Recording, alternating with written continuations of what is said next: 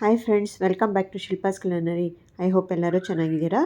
ಇವತ್ತು ನಾನು ಸಿಂಪಲ್ಲಾಗಿ ಒಂದು ಸಂಡೇ ಅಥವಾ ಹಾಲಿಡೇ ಇದ್ದಾಗ ಮಾಡೋದಕ್ಕೆ ಅಂತ ನಾರ್ತ್ ಇಂಡಿಯನ್ ಲಂಚ್ ಮೆನುನ ಮಾಡಿದ್ದೀನಿ.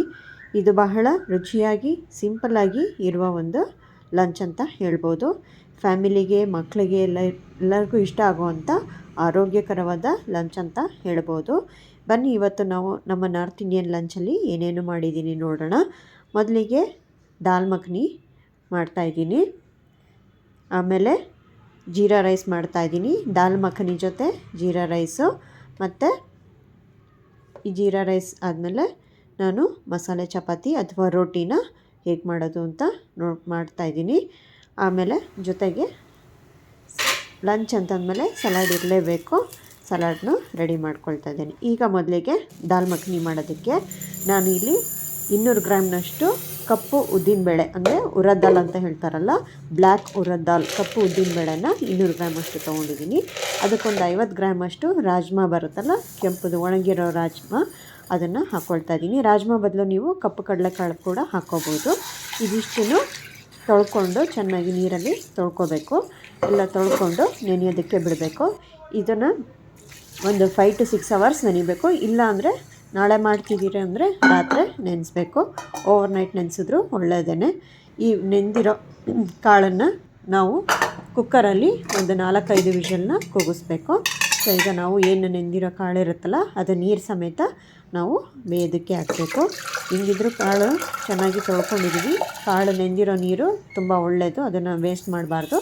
ಸೊ ನೀರು ಸಮೇತ ಕಾಳನ್ನು ಹಾಕಿ ಕುಕ್ಕರ್ನಲ್ಲಿ ನಾವು ಬೇಯೋದಕ್ಕೆ ಇಡಬೇಕು. ಇದಕ್ಕೆ ನಾನು 1 ಟೀ ಸ್ಪೂನಷ್ಟು ಉಪ್ಪು ಮತ್ತು ಸ್ವಲ್ಪ 1 ಟೀ ಸ್ಪೂನಷ್ಟು ಅರಶಿನ, 1 ಟೀ ಸ್ಪೂನಷ್ಟು ಅಚ್ಚ ಖಾರದ ಪುಡಿನೂ ಹಾಕಿ ನಾನು ಕುಕ್ಕರ್ನ ಕೂಗಿಸ್ತೀನಿ. ಇದು 4-5 ವಿಷಲ್ ಬರಬೇಕು. ಚೆನ್ನಾಗಿ ಮೆತ್ತಗೆ ಬೇಯಬೇಕಿದು.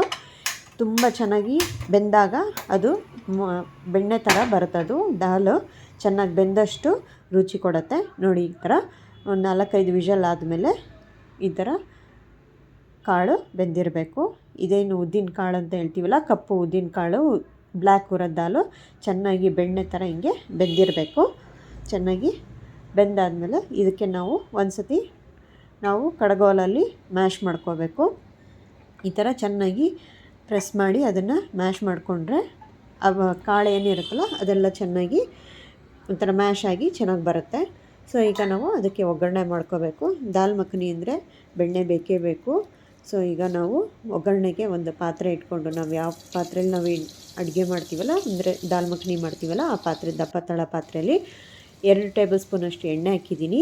ಆಮೇಲೆ 1 ಟೀ ಸ್ಪೂನಷ್ಟು ಬೆಣ್ಣೆ ಹಾಕಿದ್ದೀನಿ. ಬೆಣ್ಣೆ ಇನ್ನೂ ಜಾಸ್ತಿ ಹಾಕ್ಕೊಂಡ್ರೂ ಪರವಾಗಿಲ್ಲ, ರುಚಿ ಇರುತ್ತೆ.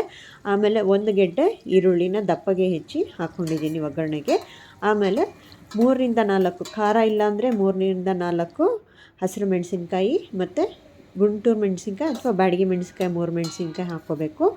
ಚೆನ್ನಾಗಿ ಬಾಡಿಸಿ ಆಮೇಲೆ ನಾವು ಜಿಂಜರ್ ಗಾರ್ಲಿಕ್ ಪೇಸ್ಟು ಹಾಕಿ 1 ಟೀ ಸ್ಪೂನಷ್ಟು ಅರಿಶಿನ, 1 ಟೀ ಸ್ಪೂನಷ್ಟು ಅಚ್ಚ ಖಾರದ ಪುಡಿ ಆಲ್ರೆಡಿ ಹಾಕಿದ್ದೀವಿ, ನೋಡ್ಕೊಂಡು ಹಾಕ್ಕೋಬೇಕು. ಖಾರ ತಕ್ಕಾಗಿ ಹಾಕ್ಕೋಬೇಕು. ಆಮೇಲೆ ಧನಿಯಾ ಪುಡಿ ಮತ್ತು ಜೀರಾ ಪುಡಿ, ಅಂದರೆ ಹುರಿದಿರೋ ಅಂಥ ಜೀರಿಗೆ ಪುಡಿ ಮತ್ತು ಧನಿಯಾ ಪುಡಿ ಮತ್ತು ಗರಂ ಮಸಾಲ, 3 ಸಮ ಪ್ರಮಾಣದಲ್ಲಿ ಹಾಕ್ಕೊಂಡು ಚೆನ್ನಾಗಿ ಬಾಡಿಸ್ಬೇಕು. ಇದು ಮೀಡಿಯಮ್ ಫ್ಲೇಮ್ ಮೇಲೆ ಇಟ್ಕೊಂಡು ಆ ಮಸಾಲೆ ಚೆನ್ನಾಗಿ ಹಸಿ ವಾಸನೆ ಹೋಗೋವರೆಗೂ ಬಾಡಿಸ್ಕೋಬೇಕು. ಈಗ ನಾವು ಅದಕ್ಕೆ ಟೊಮೆಟೊ ಪ್ಯೂರಿ, ಅಂದರೆ ಟೊಮೆಟೊನ ನೀರಿನಲ್ಲಿ ಚೆನ್ನಾಗಿ ಬೇಯಿಸಿ ಸಿಪ್ಪೆ ತೆಗೆದು ಅದನ್ನು ಮಿಕ್ಸರಲ್ಲಿ, ಬ್ಲೆಂಡರಲ್ಲಿ ಅಥವಾ ಮಿಕ್ಸರಲ್ಲಿ ಗ್ರೈಂಡ್ ಮಾಡಿ ಬಂದಿರೋ ಪ್ಯೂರಿನ ಹಾಕ್ತಾಯಿದ್ದೀವಿ.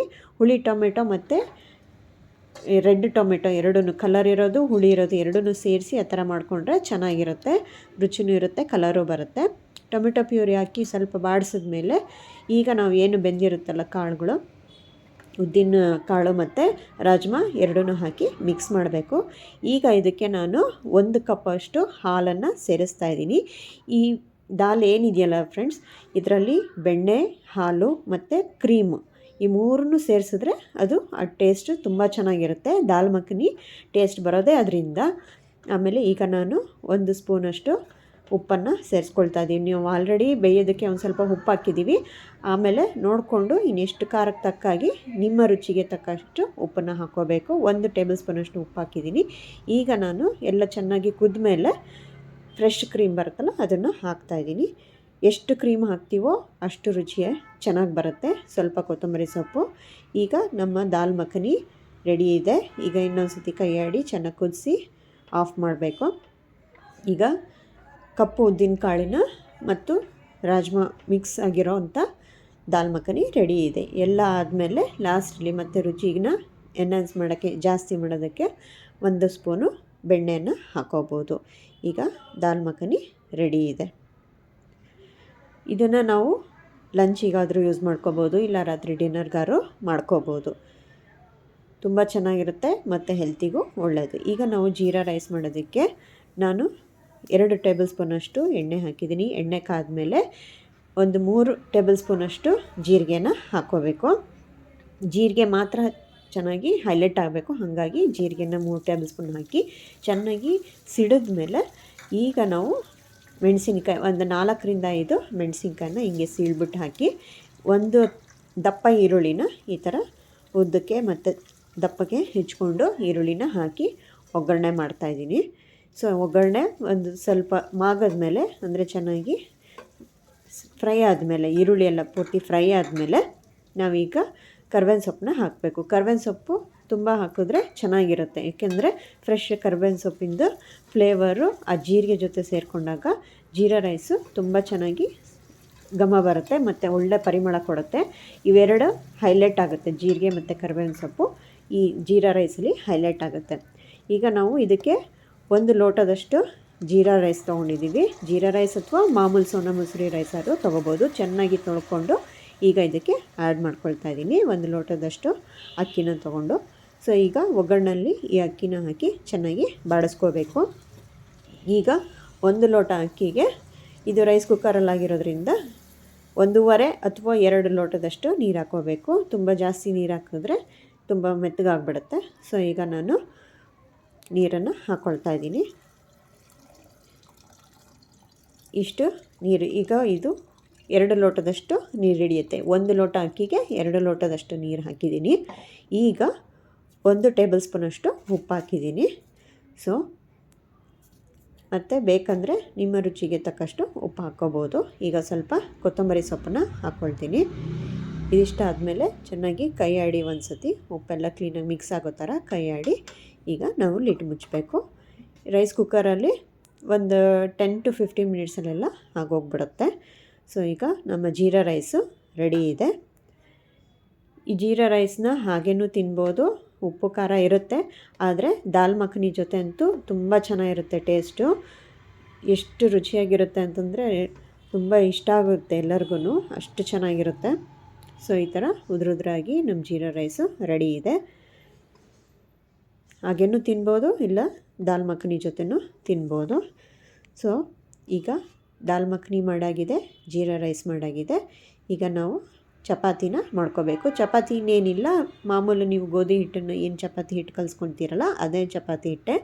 ಸ್ವಲ್ಪ ನಾನು ಡಿಫ್ರೆಂಟಾಗಿ ಶೇಪ್ ಇರಲಿ ಅಂತ ಅಂದ್ಬಿಟ್ಟು ಆ ಥರ ಮಾಡಿದ್ದೀನಿ. ಮೇಲ್ಗಡೆ ಸ್ವಲ್ಪ ಅಚ್ಕಾರದ ಪುಡಿನ ಹಾಕಿ, ಕೊತ್ತಂಬರಿ ಸೊಪ್ಪನ್ನ ಹಾಕಿ ಮಸಾಲ ಚಪಾತಿ ಅಂತ ಮಾಡಿದ್ದೀನಿ ಅಷ್ಟೇ. ಸೊ ಈ ಥರ ಡಿಫ್ರೆಂಟಾಗಿ ಮಾಡಿದ್ರೆ ಮಕ್ಳಿಗೂ ಇಷ್ಟ ಆಗುತ್ತೆ, ಏನೋ ಒಂದು ಚೇಂಜ್ ಇದ್ದಂಗೆ ಆಗುತ್ತೆ. ಸೊ ಮಸಾಲ ಚಪಾತಿ.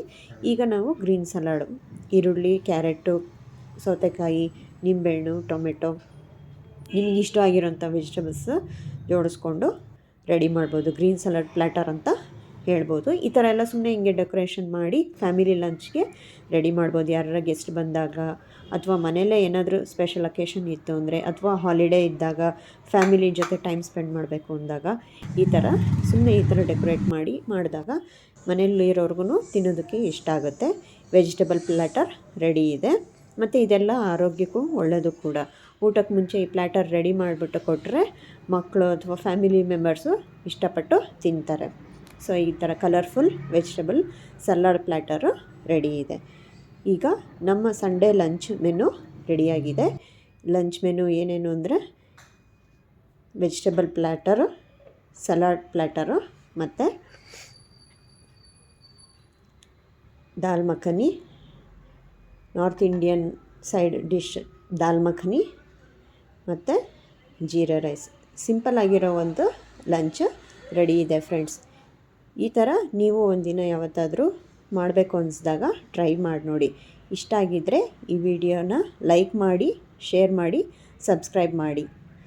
ನೀವು ಎಲ್ಲಿಂದ ಈ ವಿಡಿಯೋನ ನೋಡ್ತಾ ಇದ್ದೀರಂತ ಕಮೆಂಟ್ ಬಾಕ್ಸಲ್ಲಿ ತಿಳಿಸಿ. Thank you.